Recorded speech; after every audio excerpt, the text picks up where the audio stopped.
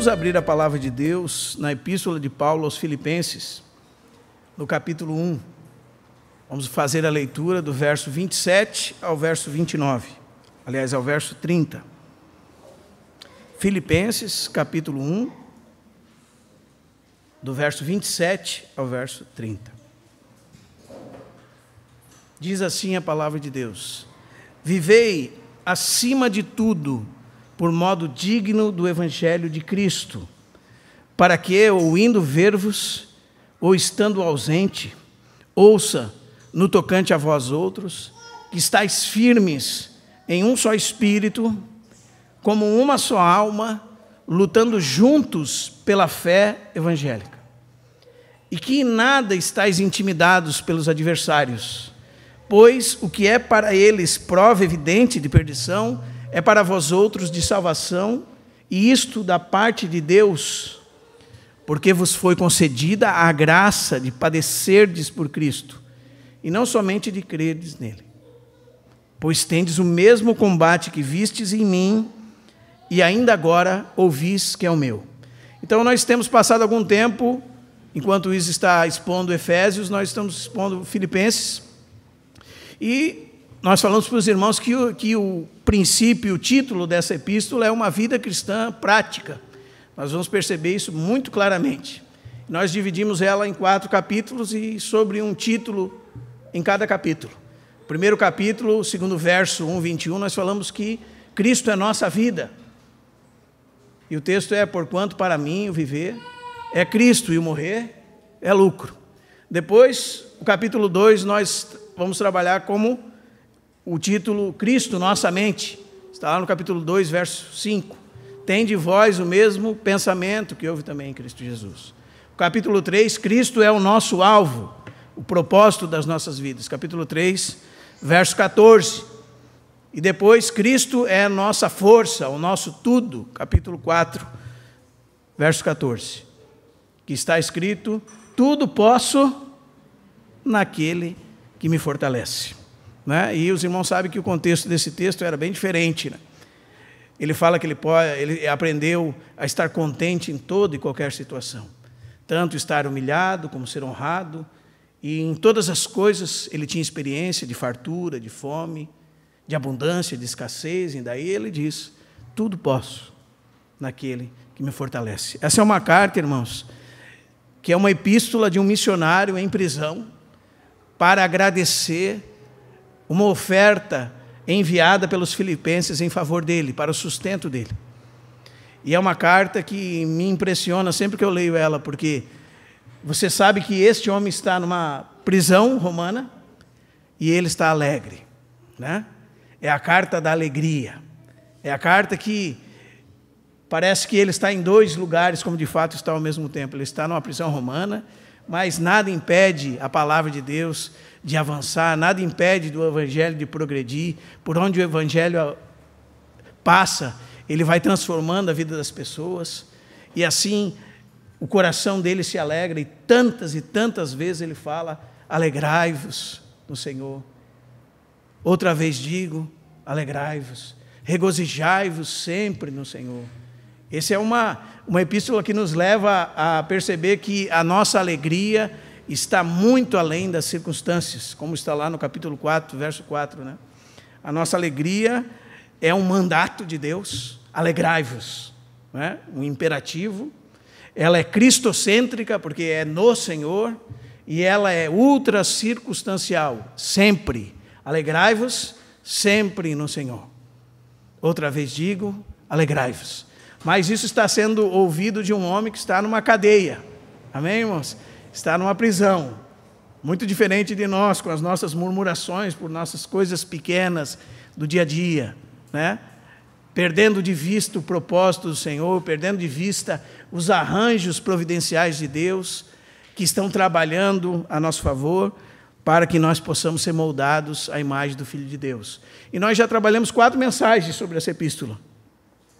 Primeiro nós falamos das afeições de Cristo, até mesmo daquela oração por amor, conhecimento, entendimento, que produz frutos. Né?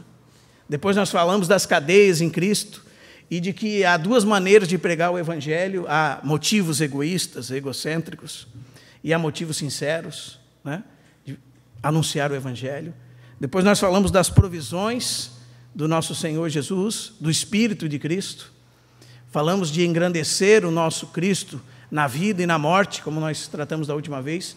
Cristo na vida e na morte, ou seja, enquanto nós estamos vivos, para mim, o viver é Cristo. Então eu me preocupo com a edificação dos irmãos, eu trabalho para que Cristo seja glorificado através do meu corpo, para que tudo que eu faça, o Senhor Jesus se manifeste e receba para Ele mesmo os frutos, e se morrer, como nós vimos, estaremos imediatamente com Cristo, que é incomparavelmente melhor. Mas agora, irmãos, nós entramos nessa parte, e essa parte dá início à primeira recomendação prática de Paulo para os irmãos. Ele diz: vivei, acima de tudo, por modo digno do Evangelho de Cristo. Eu gostaria de dividir isso em 3 palavras: coerência, cooperação e confiança. Então, se você colocar 3 Czinhos aí, você vai lembrar das 3 palavrinhas: coerência, cooperação e confiança. Primeiro, coerência. Vivei, acima de tudo, por modo digno do Evangelho de Cristo. Os irmãos sabem que essa cidade de Filipos, que era uma colônia romana, e hoje nós conversando com os irmãos sobre patriotismo, sobre exército dos países, vinha pensando como nós não fazemos nem ideia o que é ser orgulhosos, ser patriotas, ser pessoas que têm amor pela nação que vive, né? Porque nós temos perdido de longe isso nos nossos dias. Nós lembramos que quando nós éramos crianças, nós cantávamos o hino nacional, nós conhecíamos os símbolos do país, a bandeira, todos aqueles hinos da pátria, né? Marchávamos no dia da independência, etc. E nós tínhamos educação moral e cívica na escola. Então, os que são um pouquinho mais velhos têm ideia do que é isso, os mais novos já não fazem mais isso, né, na escola. Então não sabe o que é patriotismo, não sabe o que é amor pela pátria, não sabe o que significa isso. E por que tu está dizendo isso, irmão? Eu estou dizendo porque é a palavra que Paulo usa aqui. Quando ele diz vivei, ele tem essa ideia para transmitir: portai-vos como cidadãos, né? Essa é a ideia por trás dessa palavra. Acima de tudo, portai-vos como cidadãos. E lá no capítulo 3, verso 20, ele diz assim: a nossa pátria está nos céus, de onde também aguardamos o Salvador, o Senhor Jesus Cristo. E para os filipenses, irmãos, não era estranho o que Paulo estava falando, porque Filipos era uma colônia romana, ou seja, era uma pequena Roma, longe dos limites de Roma. Nós também não entendemos direito o que é ser uma colônia romana, porque hoje, nós ainda falávamos, nos nossos dias, uma colônia é um lugar onde se retira toda a riqueza para o país que governa sobre ela, né? A colônia romana não era assim, era uma pequena Roma fora dos limites de Roma. Então tinha muitas benéficas. Aqueles homens que habitavam nesse lugar eram soldados aposentados do exército romano. É quase que um retiro para eles morar naquela cidade. E eles eram orgulhosos da sua cidadania. Então eles entendem bem quando Paulo diz assim: portai-vos como cidadãos. Mas ele fala de outra pátria. E isso é muito importante para nós, irmãos. E aqui está, isso está atrás da palavra que eu disse, coerência. Porque agora, irmãos, e nós precisamos entender bem isso na palavra de Deus, nós fomos transportados das trevas para um outro reino. Nós estávamos debaixo da potestade do príncipe deste mundo, estávamos sobre o reino dele, sobre o domínio, o governo dele. Fomos retirados de lá e fomos transportados para outro lugar. Nesse lugar existe um rei, é o Senhor Jesus Cristo, né? O reino do Filho do seu amor. É um reino de paz, justiça e alegria no Espírito Santo, como está lá em Romanos capítulo 14. É um reino que tem os seus ditames, que tem a sua lei, que tem as suas normas, e é diferente dos reinos desse mundo. Amém? O irmão leu um texto, irmãos, que é maravilhoso, porque um dia nós vamos ver todos os reinos do mundo se tornando do nosso Senhor e do seu Cristo. né? E os valentes estarão com ele, igual os valentes de Davi em 1 Crônicas, capítulo 11, sobre o monte Sião, o Cordeiro sobre o monte Sião, com o seu exército, os cidadãos da Jerusalém celestial. Aqueles que se achegaram ao monte Sião de Hebreus 12, a nova Jerusalém, a cidade do Deus vivo, a incontáveis hostes de anjos, a universal assembleia, não é? Aqueles que foram lavados, redimidos pelo sangue do Cordeiro, e agora são, como diz Efésios 2, concidadãos dos santos. Eles fazem parte de um novo reino. Eles têm uma nova pátria. A nossa pátria está onde, irmãos? Nos céus. De onde também aguardamos o Salvador, o Senhor Jesus Cristo. Filipenses 3, 20. 21 diz: o qual transformará o nosso corpo de humilhação para ser igual ao corpo da sua glória, segundo a eficácia do poder que ele tem de até subordinar a si todas as coisas. Nós somos cidadãos dos céus. E há uma dignidade nessa cidadania. Há algo que deveria nos encher de orgulho nessa cidadania. Agora nós temos dupla cidadania. Você e eu somos brasileiros e cidadãos da pátria celeste. E por qual das duas nós devemos viver? Por essa. Amém? De modo digno e coerente com o Evangelho de Cristo. E essa é a instrução de Paulo para os filipenses. Vivei acima de tudo, portai-vos com dignidade como cidadãos. Ou como diz Efésios capítulo 4, verso 1, rogo-vos, pois, eu, prisioneiro do Senhor, que andeis de modo digno da vocação a que fostes chamados. Então, irmãos, nós precisamos ser coerentes. Nós não somos mais desse mundo, desde o princípio da nossa vida cristã. Quando você lê sua Bíblia em João capítulo 3, que um homem chega para Jesus e fala: mestre, bem sabemos que és vindo de Deus, porque ninguém pode fazer essas coisas se Deus não estiver com ele. E Jesus responde para aquele homem assim: é necessário nascer de novo. Essa expressão poderia ser traduzida assim: é necessário nascer do alto. É necessário nascer para Deus, da parte de Deus. E Gálatas capítulo 4 fala que nós somos cidadãos, filhos da Jerusalém celestial. E já não somos mais escravos, não é? Amém, irmãos? Nós nascemos do alto para pertencer ao reino de nosso Senhor Jesus Cristo. Foi precisamente para esse fim que ele morreu e ressurgiu. Romanos 14, 9. Para ser Senhor, tanto de mortos como de vivos. Amém? Para isso, ele foi colocado à destra de Deus. Para ser Senhor de todos, como nós vamos ver logo mais em Filipenses capítulo 2, a partir do verso 10. Recebeu um nome que está acima de todo nome, para que ao nome de Jesus se dobre todo o joelho, nos céus, na terra, debaixo da terra, e toda língua confesse que Jesus Cristo é Senhor, para a glória de Deus Pai.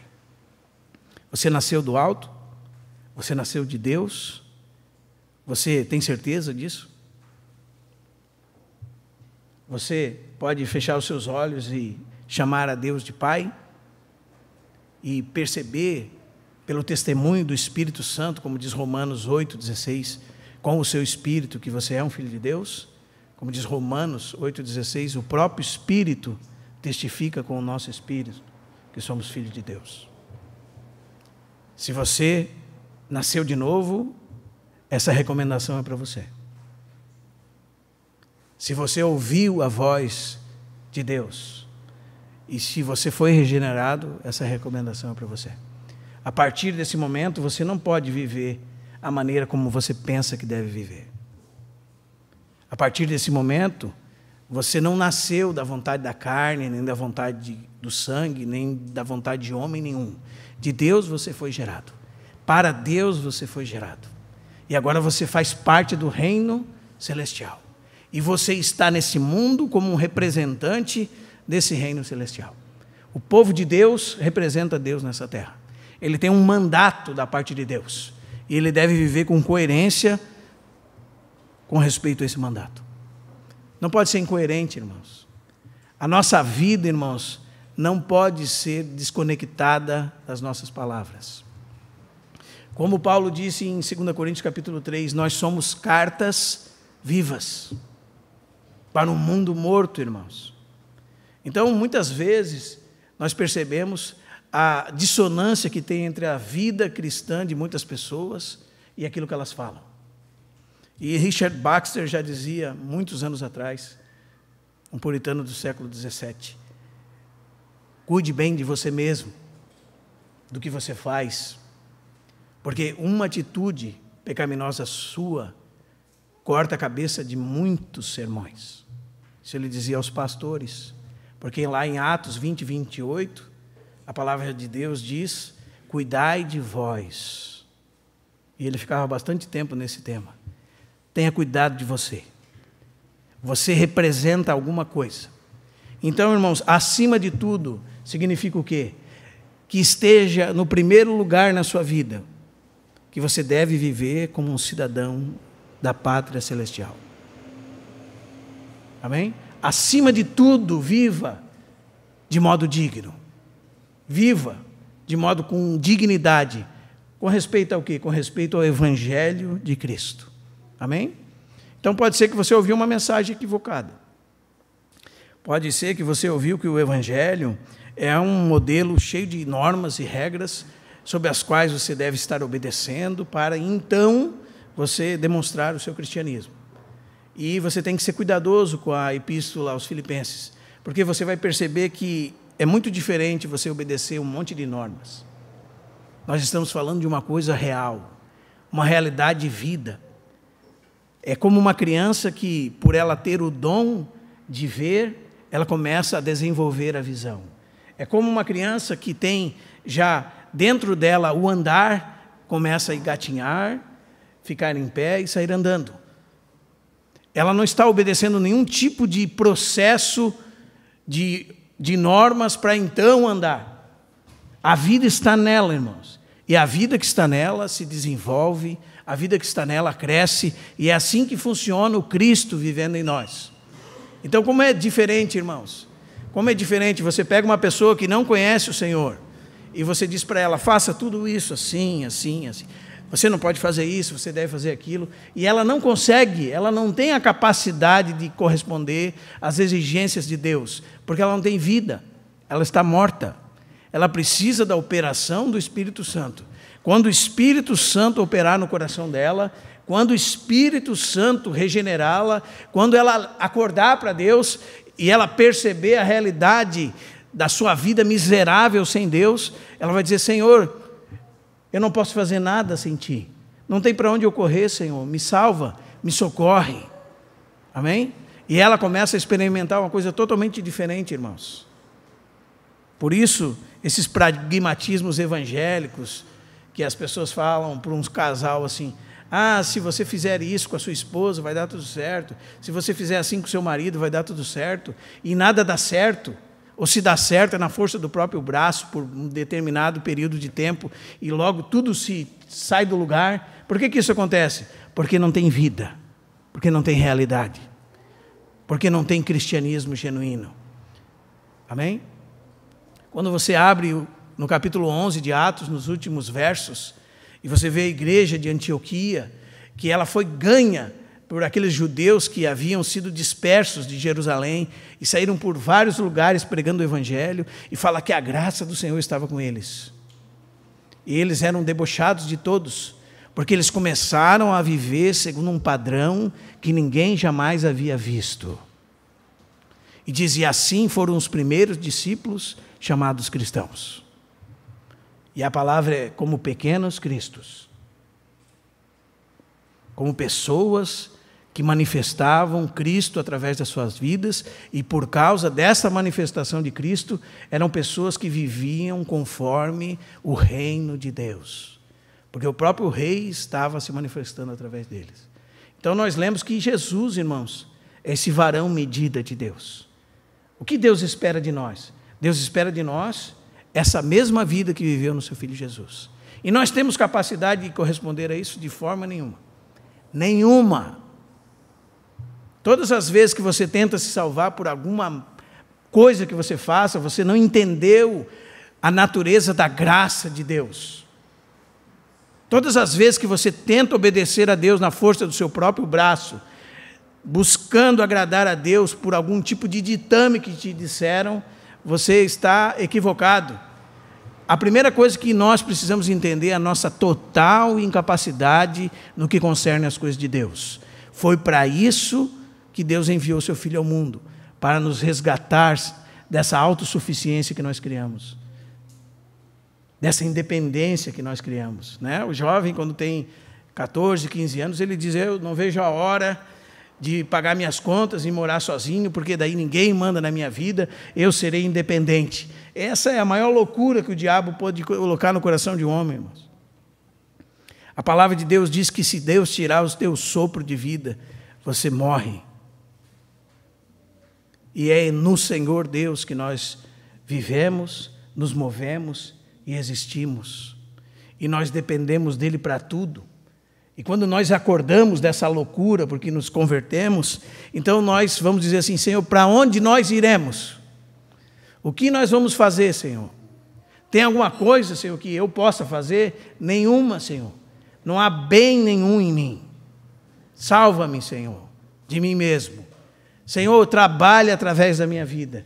Senhor, manifesta a tua vida através de mim nos meus relacionamentos.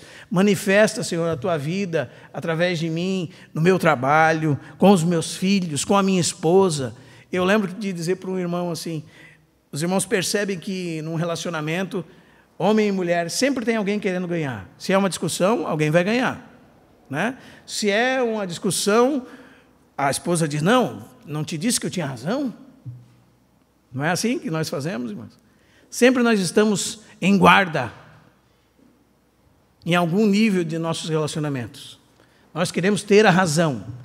E eu lembro de dizer para o jovem assim: ninguém tem razão. Enquanto Jesus Cristo não tem razão, não vai dar certo. Né? Porque tem duas pessoas brigando, irmãos. Tem duas pessoas discutindo, um casal discutindo, ou alguém argumentando com o outro, um amigo, qualquer que seja o relacionamento. Se os dois entenderem que todos devem perder para que Cristo ganhe, toda desavença vai embora. E ainda aquele que estava com o seu entendimento mais próximo da Escritura, ele está impedido pelo Senhor, sabe do quê? De lançar em rosto. Ele está impedido pelo Senhor de dizer o seguinte: eu não te disse que eu tinha razão? Eu não disse que era assim? Então ninguém ganha. Jesus Cristo ganha. Jesus Cristo é glorificado. Então Jesus Cristo é manifesto. E há perdão, a reconciliação, a alegria, a unidade. Amém, irmãos?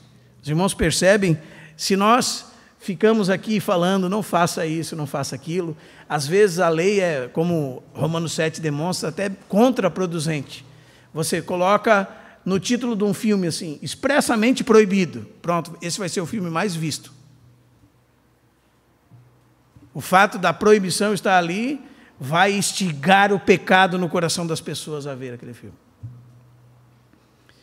Filme expressamente proibido vai ser o mais assistido. Não é assim, irmãos? Porque é contraproducente, não por causa que não há orientações da parte de Deus genuínas e que demonstram o caráter de Deus. O problema está em nós, no nosso pecado. O problema está dentro de nós. Que nós, por nós mesmos, não conseguimos corresponder às exigências justas de Deus. Então Deus precisa enviar seu próprio Filho para comprar um povo para si mesmo, no qual Ele habitaria. Eu serei o seu Deus, eles serão o meu povo. É o povo de Deus. Amém? Aquele pelo qual Deus se expressa. Agora, irmãos, que nós estamos neste meio ambiente, nós podemos manifestar a vida de Deus. E a exigência justa de Deus para nós é: vivam em primeiro lugar de modo digno do Evangelho de Cristo. Não deixe que a sua vida seja incoerente, irmão. Tenha coerência na sua vida. Amém? Tenha coerência. Não faça nada por você mesmo. Você diz que Jesus Cristo é o Senhor? Então, muitas vezes, nós temos que replicar as palavras de Jesus aos discípulos, no capítulo 13 de João, que ele lhes disse assim: por que vocês me chamam de Senhor e não fazem o que vos mando? Então, será que no nosso dia a dia, irmãos, esse Rei da Glória, que está sentado à destra de Deus, que tem todas as coisas sob o seu domínio, tem sido o Senhor das nossas vidas? Será que nós temos nos sujeitado à autoridade dEle? Será que nós temos nos submetido a Ele e vivido por essa vida que recebemos dEle mesmo? Aí você vai me perguntar assim: irmão, mas se eu não faço nada, como é que as coisas acontecem? É porque Deus mesmo produz em nós aquilo que Ele espera de nós. E é só desse jeito que nós agradamos a Ele. Quando Cristo se manifesta em nós, irmãos, nós estamos agradando a Deus. Quando Cristo fala através de nós, nossas palavras são temperadas com sal. Elas transmitem graça. É as palavras de Cristo que têm vida. É as palavras de Cristo que produzem realidade. Não é o que você acha, irmão. Não é o que eu acho. Não é o que eu penso ser o melhor em tal situação e tal situação. Principalmente nas adversidades, como nós vamos ver a seguir. Como nós somos impedidos pelo Senhor de se manifestar por si mesmos. Nós devíamos dobrar os nossos joelhos e dizer: Senhor, ajuda-nos, Senhor. Toda a nossa suficiência vem de Ti. Por isso que Paulo fala em Efésios 4:1 que nós temos que andar com humildade diante de Deus. É alguém que realmente entendeu que não tem nada em si mesmo, irmãos. Então nós precisamos abrir mão dos nossos próprios pensamentos, das nossas próprias considerações, dos nossos achismos, e perceber que esses achismos, considerações, são formados em nós pelo mundo, pelo meio ambiente que nós vivemos, por esse reino do qual nós fomos arrancados, mas que tem seus resquícios em nós. Então, por isso que, por exemplo, Paulo fala em Romanos 12:1, que nós devíamos apresentar os nossos corpos em sacrifício vivo, santo e agradável a Deus, e não nos conformar com este século, mas ser transformados pela renovação da nossa mente. Se nós verdadeiramente fomos inseridos nesse reino de Jesus Cristo, e nós nos tornamos participantes de Cristo, como a palavra de Deus diz, e fazemos parte do corpo de Cristo, fomos batizados no corpo de Cristo, por um só Espírito, e recebemos desse mesmo Espírito, então a palavra de Deus diz que nós temos, 1 Coríntios 2,16, a mente de Cristo. E agora a nossa mente não pode ser conforme os pensamentos e ideias do mundo. A forma na qual nós precisamos nos moldar é o próprio Senhor Jesus. Amém? Se o reino é dele, ele governa sobre ele. Se nós somos cidadãos desse reino, se nós temos uma pátria que é diferente da daqui, temos que nos portar com coerência. Temos que nos portar com dignidade. Amém? Pense então, a partir de amanhã, irmão, quando você sai para trabalhar, você está sozinho ou você está carregando um nome com você? Você está em nome de Jesus? Porque as pessoas pensam que em nome de Jesus é um tipo de assinatura para Deus fazer o que elas querem que Ele faça, não é? Em nome de Jesus. Não é não, irmãos. Em nome de Jesus significa que Jesus vai fazer aquilo. Amém? Significa que é baseado naquilo que Ele fez e através dEle mesmo, para dentro dEle. Ah, nós nos reunimos somente em nome de Jesus, é? Será que a gente coloca ali na frente assim, reunidos em nome de Jesus? Ou é porque nós estamos reunidos em torno do nome dEle, para dentro do nome dEle, para que Ele mesmo se manifeste e expresse a sua vida em nós? Então, se nós saímos amanhã de manhã em nome de Jesus, irmãos, irmãos, nós vamos ser muito mais cuidadosos por onde nós pisamos os nossos pés, o que tem saído das nossas bocas, o que nós temos produzido com as nossas mãos. O Senhor nos livre de ser como o judeu do capítulo 2 de Romanos, que diz o texto que o nome de Deus era blasfemado por causa deles. E essa é uma realidade, irmãos, infelizmente, muito vista nos nossos dias. O nome de Deus tem sido envergonhado por nossa causa. E não bote a culpa nos outros, não. O problema somos nós, irmãos. O nome de Deus tem sido envergonhado por nossa causa. Porque nós não andamos com dignidade nessa terra. Porque nós não andamos como cidadãos da pátria celeste. Nós até esquecemos que Deus existe. E nós esquecemos que Deus existe e está em todos os lugares, porque Ele é onipresente. E você faz todas as coisas na cara dEle. Ele está olhando. E nós esquecemos que Deus existe. Quando os profetas do Antigo Testamento diziam assim, o Deus em cuja presença vivo, a ideia é diante da face estou. Mas nós esquecemos, irmãos. E nós andamos como se Deus não existisse. O mais íntimo de todos os seres. O Herman Bavinck diz, falando da onipresença de Deus, diz: os homens estão muito enganados. Eles pensam que podem fugir de Deus para algum lugar. Então, se eles querem fazer alguma coisa errada, eles saem de um ambiente público para o privado. Chegam nas suas próprias casas ou em algum lugar. Né? Mas, ainda nesse lugar privado, pode ser que alguém os veja. Então, eles entram para dentro de um quarto, sozinhos, para então ninguém os ver, né? E quando eles se percebem ainda incomodados, pensando, alguém pode entrar, ou será que alguém não está filmando, né? E ele diz, então eles entram para dentro dos seus próprios corações, das suas próprias mentes, enclausulam aquela malignidade nas suas mentes.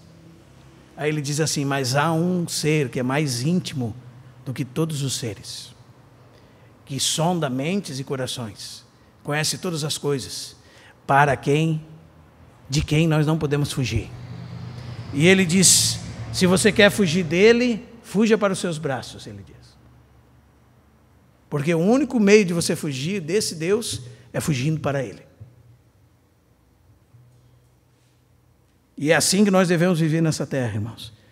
Como se os olhos de Deus, como de fato estão, estivessem sobre nós.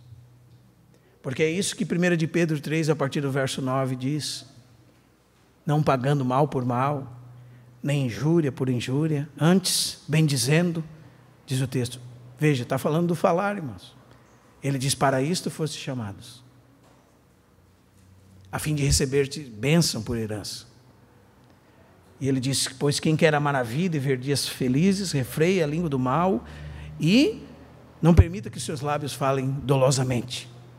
Aparta-te do mal, busca a paz e empenha-se por alcançá-la. Ele diz, porque os olhos do Senhor estão sobre os justos, os seus ouvidos atentos às suas súplicas.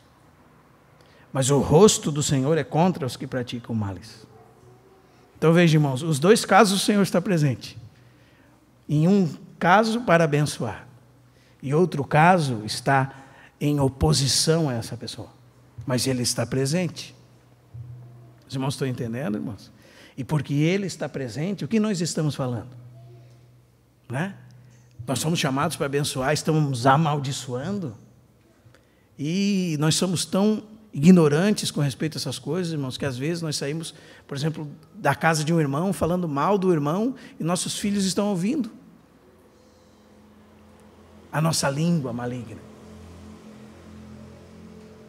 E nós estamos procedendo indignamente com respeito ao Evangelho de Cristo. E nós estamos envergonhando o nome de Deus na presença dos nossos filhos. O nome de Deus vai ser blasfemado por eles. Então os filhos criam certa idade e fogem para longe de Deus, e os pais ficam perguntando, o que será que eu fiz? O que eu fiz de errado? Eu sempre levei esse menino na igreja. Mas vivíamos indignamente com respeito ao Evangelho de Cristo. E muitas vezes perdemos nossos filhos por conta do mau testemunho que damos. Então, irmãos, deve haver coerência nas nossas atitudes. Amém?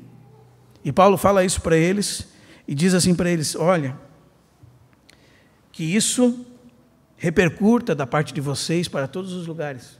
Porque ele diz assim, para que eu indo ver-vos, ou estando ausente, eu ouça no tocante a vós outros.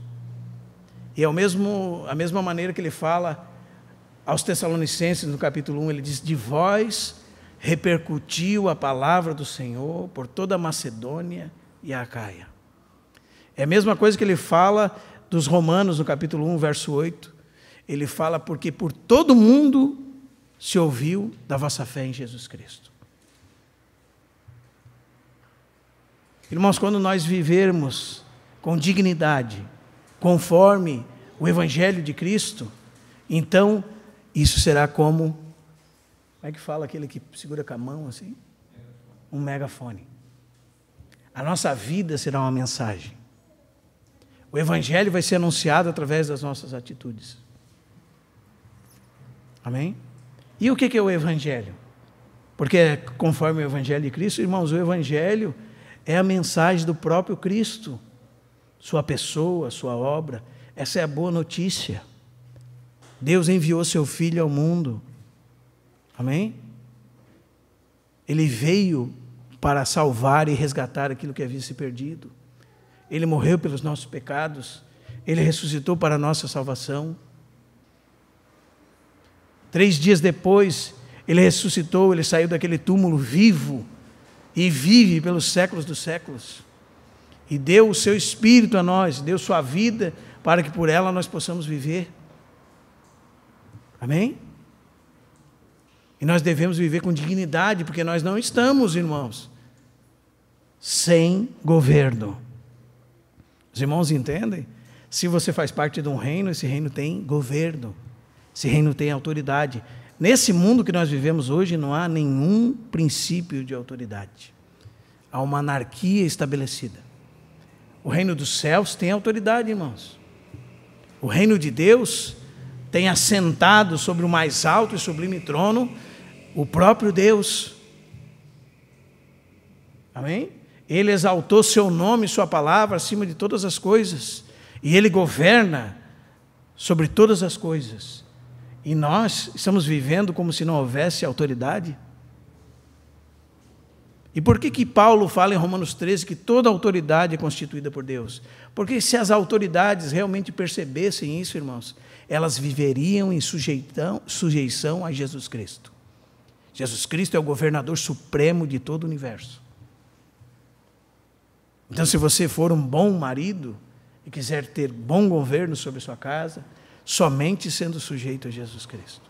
Se você quer ser um bom patrão, somente se sua vida ser sujeita a Jesus Cristo. E somente se você ser um representante de Cristo. Caso contrário, você não será nem um bom marido, nem um bom patrão, nem um bom pai. Nada nessa vida que exija autoridade, você vai exercer com uma capacidade adequada. Somente se você estiver sujeito à suprema autoridade de Deus. Amém?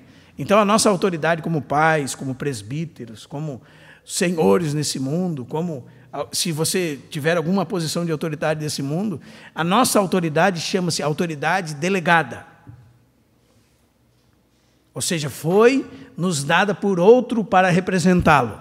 Aliás, irmãos, quando vocês lêem Gênesis capítulo 1, verso 26 e 27, quando Deus disse, façamos o homem a nossa imagem, conforme a nossa semelhança, e tenha domínio. Isso é autoridade. É uma autoridade que representa a suprema autoridade. É uma autoridade delegada, uma autoridade representativa. Amém? E nós pais, irmãos mais velhos, os que são chefes aí em algum lugar nesse mundo, você já sabe que você está nesse reino? Você já sabe que você faz parte dessa pátria? Você já sabe que você é um representante dele? Então como é que você está fazendo as coisas por conta própria, irmão? Se você está fazendo por conta própria, você está vivendo de modo indigno do Evangelho de Cristo. Amém? E Paulo diz, para que eu indo ver-vos, ou estando ausente, ouça no tocante a vós outros, e agora entra a coordenação. Nossa segunda palavrinha. que estáis firmes em um só espírito, como uma só alma, lutando juntos pela fé evangélica. E que em nada estáis intimidados pelos adversários. Firmes em um só espírito, como uma só alma, lutando juntos pela fé evangélica. Juntos. Isso é a igreja. Hoje nós vemos as pessoas serem orgulhosas das suas denominações, das suas instituições religiosas, não é? E elas atentam abertamente contra a unidade do Espírito, contra a unidade do corpo de Cristo, rejeitando seus próprios irmãos e dizendo que tem comunhão, mas é uma comunhão por cima dos muros. Não pula para o lado de cá, irmão. Fica do teu lado aí. Se você crê nisso, não pula para cá, não. Aqui nós temos nosso time. Nós somos orgulhosos dele. Aquilo que deveria ser motivo de vergonha é motivo de orgulho, né? Aquilo que deveria ser denunciado como uma patologia, porque os irmãos vivem nessa patologia de continuar se dividindo há anos e anos. Um censo de 2010 dizia que era mais de 320 denominações diferentes. E se mantinha a patologia de continuar se dividindo, porque não conseguia andar junto, porque não tem unidade, porque não preservam a unidade, né? Porque se divide por coisas que não são fundamentais. Paulo está recomendando aos irmãos, para que o evangelho avance, para que Cristo seja testemunhado, parem com as intrigas, né? Os irmãos sabem que lá no capítulo 4, nós sabemos que tinham 2 irmãs que estavam com problemas entre si. E Paulo diz que elas trabalhavam juntamente com ele no Senhor. Ele diz, rogo Evódia, verso 2 do capítulo 4, e rogo a Sintique, pensem, o que, irmãos? Concordemente no Senhor. E ele diz para um terceiro irmão, a ti, Císigo, que a tradução nossa fala, fiel companheiro de jugo, peço que as auxilies, porque as 2 se esforçaram comigo no Evangelho. Ele fala de outros também, com Clemente, com os demais cooperadores meus, cujos nomes se encontram no livro da vida. Ele está falando para eles assim, irmãos, vocês todos estão com seus nomes arrolados no céu, irmãos. E vocês estão se dividindo, como se cada um tivesse escrito em algum lugar diferente. Os irmãos lembram que Lucas, capítulo 10, aqueles homens voltaram de expulsar demônios, e diziam, se alegravam, Senhor, nós estamos felizes, porque até os demônios se submetem a nós no teu nome. E Jesus diz, 10:20, vocês estão contentes por isso? Vocês deviam estar muito mais contentes, porque os seus nomes foram escritos, estão arrolados nos céus. Vocês são cidadãos dos céus.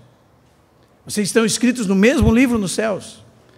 É como se ele dissesse, Evódia, Sintique, irmãs, pensem a mesma coisa. Amém? Pensem a mesma coisa. Como é que vão pensar a mesma coisa, irmãos? Vão pensar a mesma coisa abrindo mão das suas próprias opiniões, deixando que Cristo seja glorificado. Amém? Tomando a sua cruz, seguindo o Senhor, permitindo que Ele vença. Ele que saiu para vencer, né? Lembre-se, vocês são um. Por isso que ele diz, Paulo diz assim para eles, eu quero ouvir de vocês, irmãos. E Paulo quer ouvir, o Senhor quer ouvir de nós, que nós estamos firmes, num só espírito, como uma só alma, lutando juntos pela fé do Evangelho.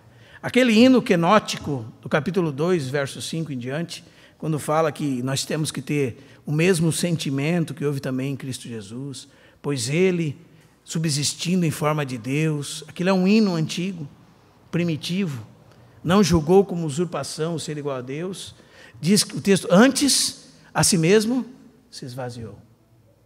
Ele tinha todas as suas prerrogativas e decidiu não se aferroar a elas, mas veio como um servo. E os irmãos têm que ter esse mesmo pensamento, se querem andar juntos. Esse mesmo sentimento, essa mesma mentalidade, de não ter em vista o que é propriamente seu, de ter em vista o benefício do outro, de trabalhar para o benefício do outro, Aí sim nós estamos tendo o mesmo pensamento, a mesma mente que houve também em Cristo Jesus. Estaremos de pé. Porque essa palavra firmes, irmão, significa isso. Alguém que permanece em pé. Como está lá em Romanos capítulo 14, verso 3. Quem és tu que julgas o servo alheio? Para o seu próprio Senhor está em pé. Ou cai. Mas estará em pé. Porque o Senhor é poderoso para o suster. Firmes aqui é estar de pé. Como um exército que permanece de pé debaixo da luta. Significa, irmãos, na nossa linguagem popular, que não arreda o pé do lugar. Então, nós estamos juntos aqui, permaneceremos unidos. Não arredaremos o pé do lugar. Amém? Vão passar lutas, tribulações, angústias, dificuldades. Existe a carnalidade, nós vamos nos ofender muitas vezes, nós vamos nos aborrecer com os irmãos, mas vamos permanecer de pé? Permanecer de pé, irmãos. Paulo está falando assim, permaneçam juntos, lutando. Amém? Porque uma coisa eu tenho certeza, irmãos, nós não vamos vencer nenhuma batalha sozinhos. Porque a bênção do Senhor está na igreja. E a igreja é o lugar mais seguro da terra. É onde os soldados de Cristo estão em pé. Amém? E vão permanecer de pé. Porque eles decidiram permanecer juntos e o Senhor os sustém. O Senhor faz com que eles permaneçam juntos. Então, deve haver coordenação. Se você está junto com alguém, então você vai ter que trabalhar junto com esse alguém. Você vai ter que lutar junto com esse alguém. Você vai ter que edificar junto com alguém. Amém? Você não vai fazer nada sozinho. Não vai ter carreira solo na igreja. A igreja anda unida, como um só homem. Muitos irmãos, um único corpo. Não é assim que diz Efésios capítulo 4, a partir do verso 3, há somente um corpo e um espírito. Como também foste chamados numa só esperança da vossa vocação. Há um só Senhor, uma só fé, um só batismo, um só Deus e Pai de todos, que age sobre todos, está sobre todos, um só Deus, um só Senhor, que funciona, que age através de todos, todos que estão juntos, unidos, amém? Firmes num só Espírito, como se tivessem todos a mesma alma, porque um corpo é assim, irmão, um corpo não tem várias almas. Quando Tiago diz assim, homem dobre, inconstante em todos os seus caminhos, não pense que receberá alguma coisa do Senhor se você é assim. Ele está dizendo, sabe o quê? Um homem de alma dividida.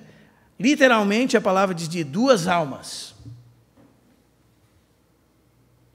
E no corpo de Cristo funciona assim, se nós estamos juntos como um só corpo, temos uma só mente, uma só alma. Estamos unidos numa mesma mentalidade, numa mesma emoção, no mesmo parecer, lutando juntos pela mesma causa. Uma outra linguagem que nós podemos usar aqui é, por exemplo, um comentarista chamado Wiersbe, ele diz que ele ouviu de um técnico de basquete que um dos jogadores chegou para ele e reclamou, assim, não precisa de ter tantos jogadores nesse nosso time.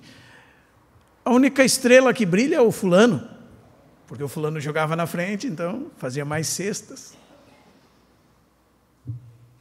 Aí o técnico disse para ele, mas você não percebeu que nós estamos todos no mesmo time?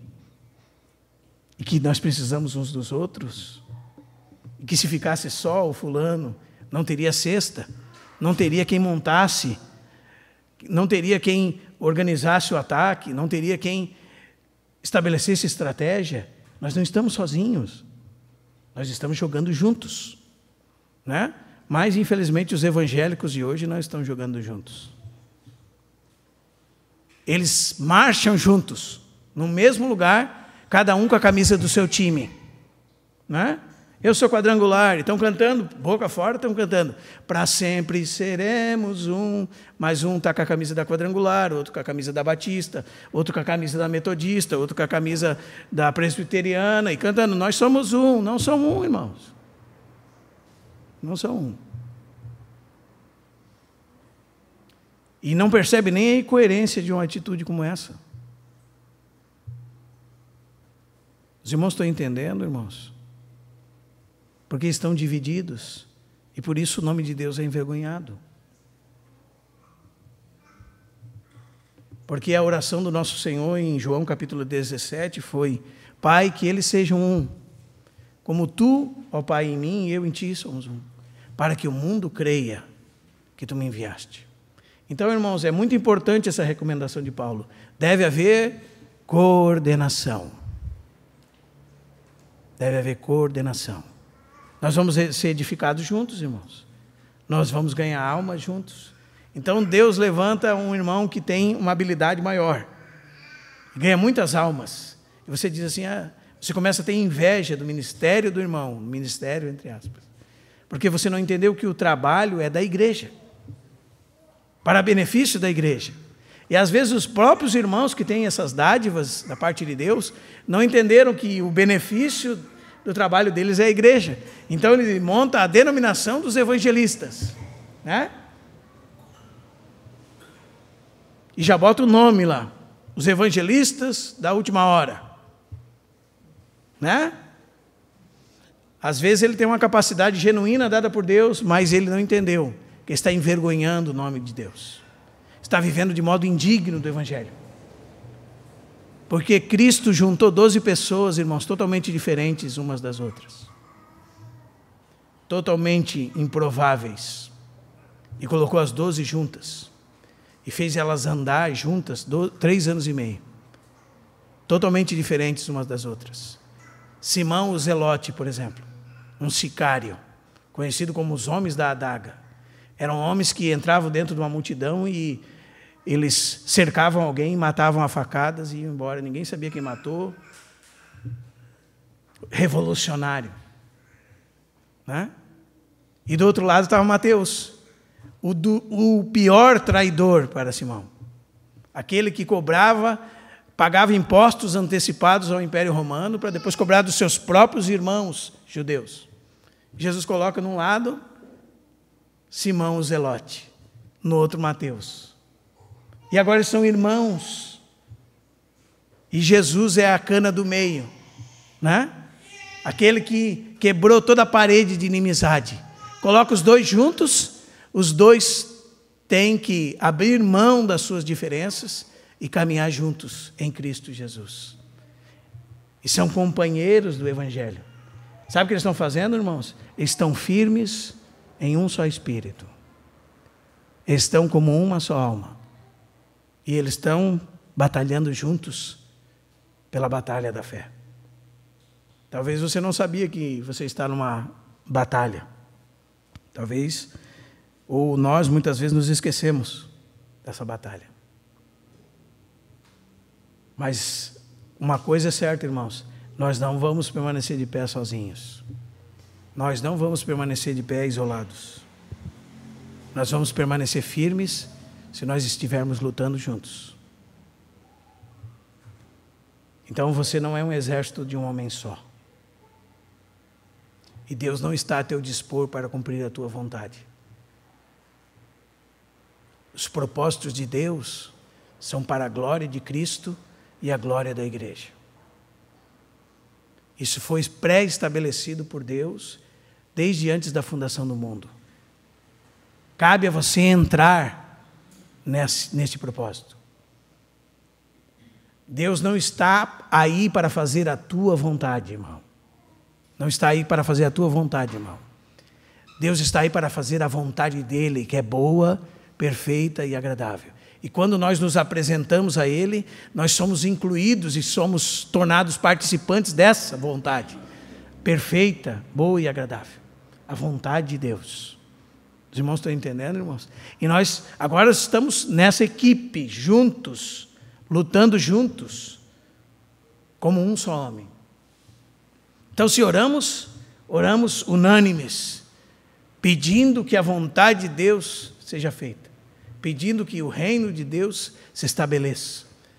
Não tenho nenhum problema, irmãos, com a nossa devoção pessoal, mas o que a igreja tem perdido de vista de longe é a coletividade, é a coordenação, é o trabalhar juntos, é não se ocupar só com as suas próprias coisas. Isso é uma demonstração de egoísmo, de egocentrismo. Isso é uma demonstração que as coisas orbitam em torno dos nossos umbigos. Isso é uma demonstração de que Deus está aí para fazer a nossa vontade e não a vontade dEle. É o Deus que é para mim, para o meu serviço. Esse é, como diria um pregador que se encontrou com outro pregador, e esse primeiro pregador apresentou para o outro o Deus esse Deus, e ele disse: o seu Deus é o meu diabo.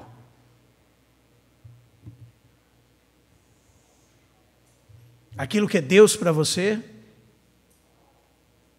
o pregador disse para o outro, é o diabo para mim. Porque foi o diabo que disse: tudo isso te darei, se prostrado me adorares. Então, irmãos, que nós possamos conhecer a vontade de Deus, que é descrita nas páginas do Novo Testamento, e andar com dignidade conforme o reino de Deus. Amém? Nós vamos sair amanhã por Joinville, aí, irmãos. Né? Pelo mundo afora. Como é que o Espírito Santo está vendo essas coisas? Efésios 4, 29, irmãos. Não entristeçais o Espírito de Deus, pelo qual fostes selados para o dia da redenção. Longe de vós toda amargura, cólera, ira, gritaria, blasfêmia, bem assim toda malícia. Antes sede uns para com os outros benignos, compassivos, perdoando-vos uns aos outros, como também Deus em Cristo vos perdoou. Sede, pois, imitadores de Deus. Vocês estão no reino de Deus. Vocês são cidadãos do reino dos céus. Sendo assim, vocês devem conhecer o caráter do rei. Amém? E andar de modo digno do evangelho. E qual é o caráter do reino? O reino é um, irmãos. Só tem um Cristo. Amém? Só tem um cabeça. Só tem um governante. Só tem um sumo Senhor, um déspota desse reino. Não há dois, um só Senhor. E nós devemos nos submeter a Ele. E nós todos somos o quê? Seus servos, seus filhos. Como filhos, somos herdeiros de Deus, co-herdeiros com Cristo. Como servos, servimos a vontade perfeita e agradável desse Senhor. E qual é a vontade dEle? Que sejamos um. Que estejamos em pé, firmes, como um soldado que não arreda o pé da batalha. Então, irmãos, não esqueça disso. Você não está de férias nesse mundo, irmão. Você não está de férias. Você não está aqui para cumprir sua própria vontade. Você não está aqui sem propósito. Você está aqui para cumprir a vontade de Deus. A diferença em Mateus 7 daqueles que entrariam no reino dos céus e dos que não entrariam, o Senhor disse: os que entrariam são aqueles que fazem a vontade do meu Pai que está nos céus. Essa é a diferença. Amém? Por que nós vamos para o céu? Porque o nosso desejo é fazer a tua vontade, ó Senhor. Amém? E qual é a vontade do Senhor, irmãos? Que nós fiquemos firmes como um só espírito, como uma só alma, lutando juntos pela fé do Evangelho. Amém? E a terceira palavra é confiança. Coerência, coordenação, confiança. O texto diz assim: e que nada estejais intimidados pelos adversários. Pois o que é para eles prova evidente de perdição, é para vós outros de salvação. E isto da parte de Deus. Então, irmãos, se nós estamos numa luta, nós temos adversários. Quem é o nosso principal adversário? O diabo, diz Pedro, 1 de Pedro capítulo 5, vosso adversário, anda ao vosso derredor, rugindo como um leão, buscando a quem possa tragar. Todas as hostes das trevas, todos os espíritos malignos, todos os filhos da ira, aqueles governados pelo diabo para fazerem a sua vontade, todos estes estão em inimizade contra a igreja, contra o povo de Deus. Todos eles sobre o governo do príncipe deste mundo. E o que eles estão buscando? Estão buscando afligir a igreja. Por isso Jesus disse, no mundo nós teríamos aflições. Então não pense, irmão, que você está de férias nesse mundo, você está numa guerra. E se você vai chegar no final da guerra e dizer, combati o bom combate, guardei a carreira, acabei a carreira, guardei a fé, significa que você está ciente da batalha, como Paulo estava. E você está se apresentando como um soldado de Cristo. Não o exército de um homem só, irmão. Amém? Tem pessoas que estão aí, vamos pisar na cabeça do diabo. Eu expulsei, eu libertei, eu salvei. Esse é o exército de um homem só. Esse tipo de coisa não prevalece contra o diabo. Indivíduos não prevalecem contra o diabo. Só aqueles que se submetem a Deus juntos, caminham juntos, vão poder dizer como Paulo diz aos Romanos, no capítulo 16, o meu Deus em breve esmagará debaixo dos vossos pés a Satanás. Isso Paulo disse para a igreja de Deus que estava em Roma. Irmãos, em breve, nosso Deus esmagará debaixo dos vossos pés a Satanás. Amém? Não debaixo dos seus pés, debaixo dos nossos pés. Amém? Debaixo dessa grande corporação orgânica e viva que é a igreja de Deus. Amém, irmãos? Então, precisamos do que, irmãos, hoje? Confiança. Amém? Agora, pense no homem que está dizendo assim, irmãos, que nada vocês fiquem intimidados pelos adversários. Esse homem está numa cadeia, irmãos. Amém? Não é a sua dorzinha de cabeça ou a minha que nós reclamamos e blasfemamos contra Deus, uma dificuldade, uma ou outra, que nós já abrimos a boca para blasfemar contra Deus. Não, irmãos. Isso demonstra aquilo que não temos, que não entendemos que é nosso, que confiança. Não andeis ansiosos de coisa alguma. Olhem para as aves do céu, olhem para os lírios do campo. Vocês valem mais do que eles. Deus cuida deles, Deus cuidará de vocês. É Deus que está com o prumo nas mãos. E Ele tem o domínio sobre todas as coisas que acontecem nas nossas vidas. Ele é o governante supremo, irmãos. Ele tem a chave da história do mundo. Ele conhece a nossa realidade, Ele conhece a situação da nossa vida, Ele conhece as nossas circunstâncias, Ele conhece os nossos traumas, Ele conhece o que chegamos e o que passamos para chegar até aqui. Ele está trabalhando com seus filhos. Ele está trabalhando em todas as circunstâncias para que o Filho de Deus seja formado em cada um de nós. E se nós enchemos a nossa mente, e se nós temos a realidade dessas coisas na nossa vida, irmãos, nós vamos ter confiança em Deus. Aconteceu um problema na sua vida. Parece aparentemente que não tem solução nenhuma, né? Para alguém, irmãos, que esqueceu que Deus está no controle. Para alguém que esqueceu que Ele é soberano sobre tudo. Por isso, irmãos, nós não temos confiança, porque nós não descansamos em Deus, que disse: nunca te deixarei, jamais te abandonarei.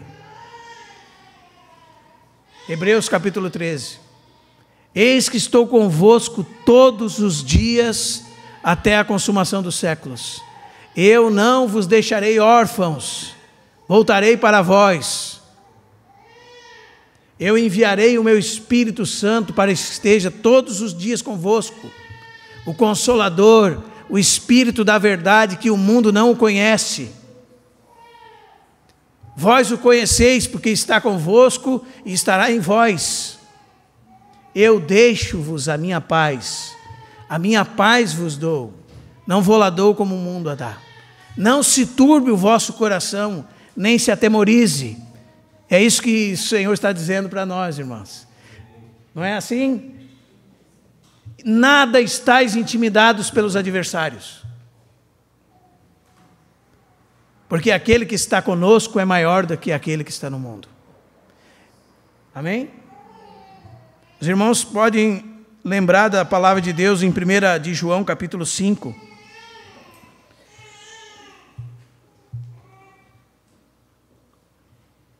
Todo aquele que é nascido de Deus vence o mundo, verso 4. Porque esta é a vitória que vence o mundo, a nossa fé.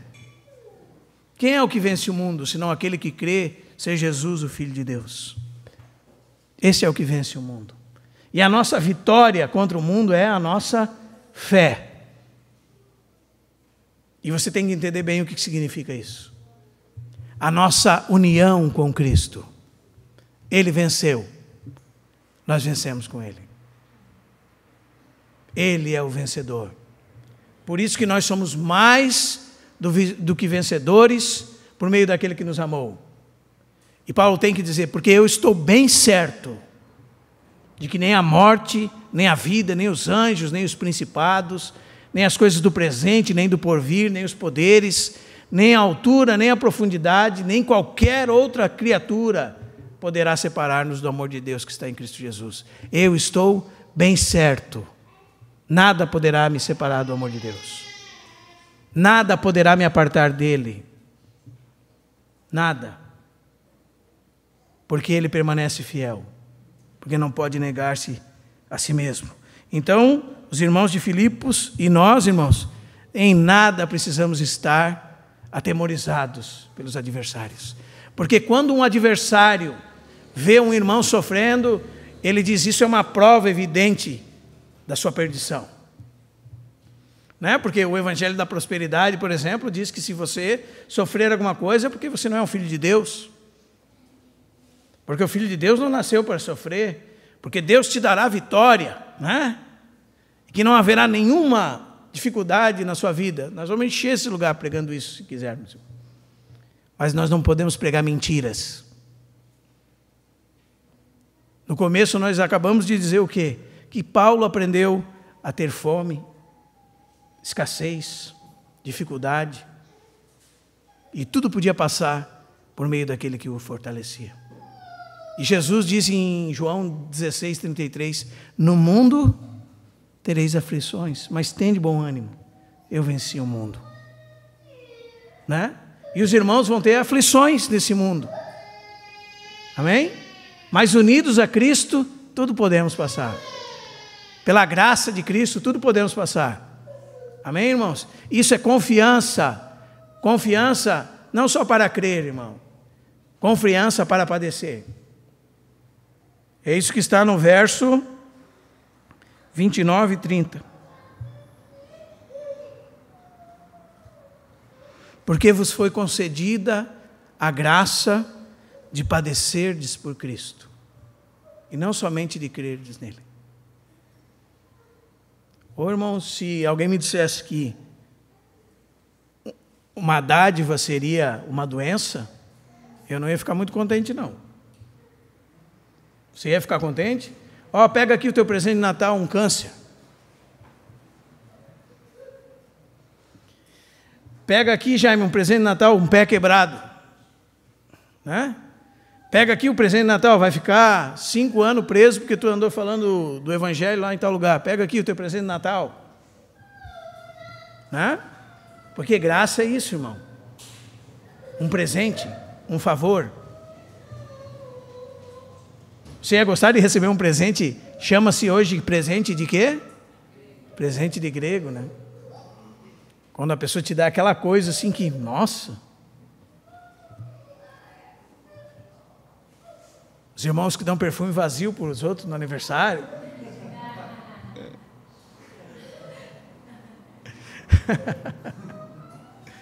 Brincadeira, irmão, aqui veio a minha mente. Os irmãos que trollam os irmãos no aniversário. Então, irmãos, o Senhor nos requer o que nesse reino? Confiança nele, amém? E confiança para sofrer. Então, quando vir um problema nas nossas vidas, muitos de nós aqui estão passando dificuldades. Pode ser que não sejam financeiras, irmãos. Irmãos estão passando dificuldades com a saúde, né? Irmãos estão passando dificuldades com outras circunstâncias, das mais diversas, né?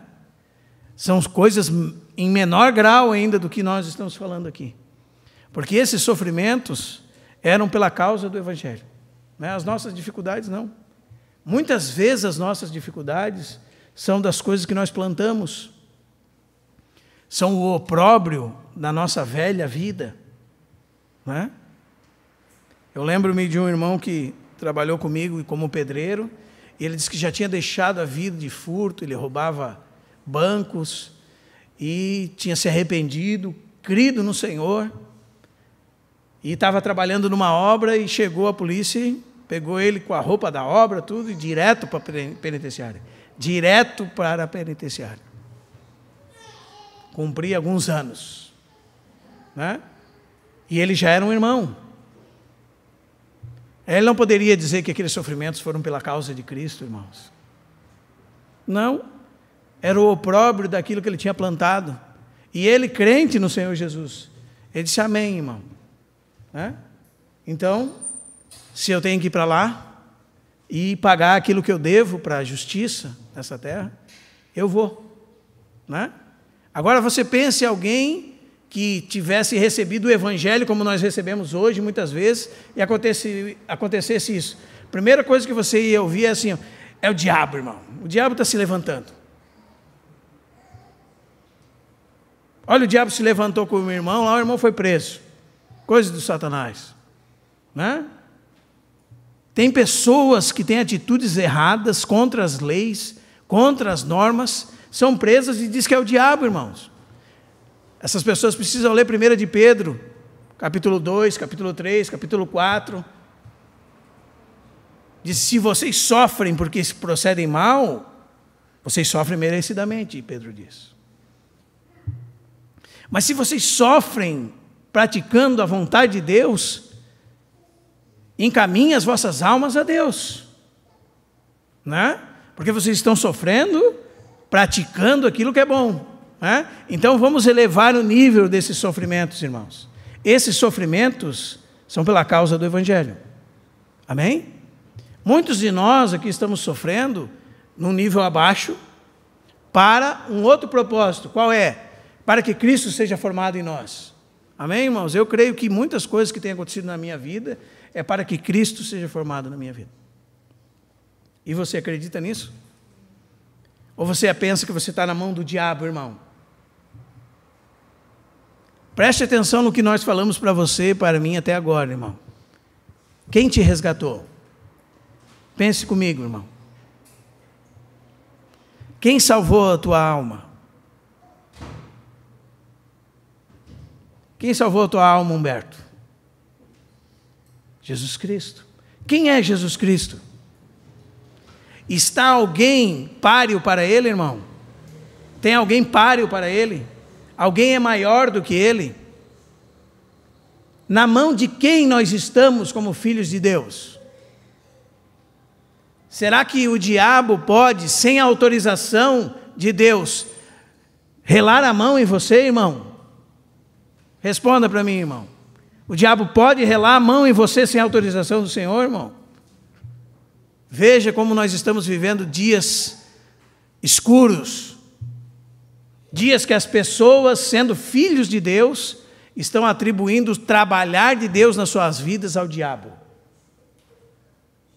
As lutas que Deus dá para ele suportar ao diabo. os tratamentos de Deus e a permissão de Deus que Ele escolha os seus opróbrios ao diabo. Nós não estamos, irmãos, nas mãos do diabo. Nós estamos na mão de Deus. Se nós somos filhos de Deus, quem está tratando conosco é Deus. Amém? Se nós somos filhos de Deus, quem está tratando nessas questões que estamos vivendo é Deus. Amém? Deus governa. Amém? Nada passa despercebido aos seus olhos. Amém? Ele é soberano sobre todas as coisas. Então nós recebemos graça da parte dele para padecermos por Cristo. E não somente para crer em Cristo.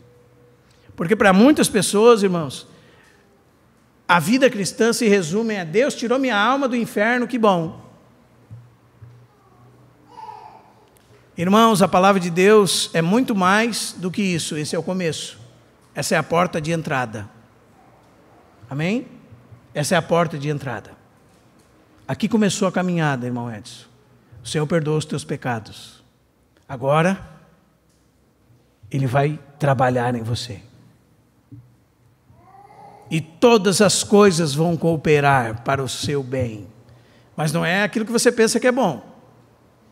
Porque o próximo verso diz que é para que você seja conformado à imagem de Jesus Cristo. Esse é o bem de Deus, de Romanos 8, 29. Sabemos que todas as coisas cooperam para o bem. Esse é o bem dos que amam a Deus, dos que são chamados segundo o seu propósito. Porquanto os que de antemão conheceu, também os predestinou, e agora vem o propósito, o bem de Deus, para serem conformes à imagem do seu Filho. Amém? Nós vamos entrar nessa forma. E nessa forma, por causa da nossa carnalidade, do nosso pecado, das nossas mazelas, vai ser difícil o ajuste. Amém? Como dizia um irmão mais antigo, dizia, depois de muitos anos parece que o caminho ficou mais largo, ele dizia. E o outro irmão disse para ele assim, não, é que você ficou mais magro. Tem menos carne batendo na lateral do caminho. Você ficou mais justinho. Não é? Deus trabalhou mais em você. Você está mais moldado à forma. Você está menos moldado ao mundo e mais moldado à forma. E você recebeu graça de Deus para crer, essa é a porta de entrada. E também vai sofrer. Amém? No mundo, você vai ter aflições. E Paulo diz para eles assim, vocês têm o mesmo combate que vistes em mim. E ainda agora, ouvis que é o meu. Quais são as 3 palavras, irmãos? Coerência, que diz respeito ao quê? Não vivo uma vida que não corresponde ao Evangelho. Coordenação, que diz respeito a trabalhar juntos, a andar juntos, a lutar juntos, a permanecer firmes, unidos, edificando uns aos outros, juntos. E uma vida de confiança, fé no Filho de Deus. Amém? Vamos nos colocar de pé, irmãos? Vamos orar? Proclamamos, Deus, tua palavra, para que a tua verdade habite em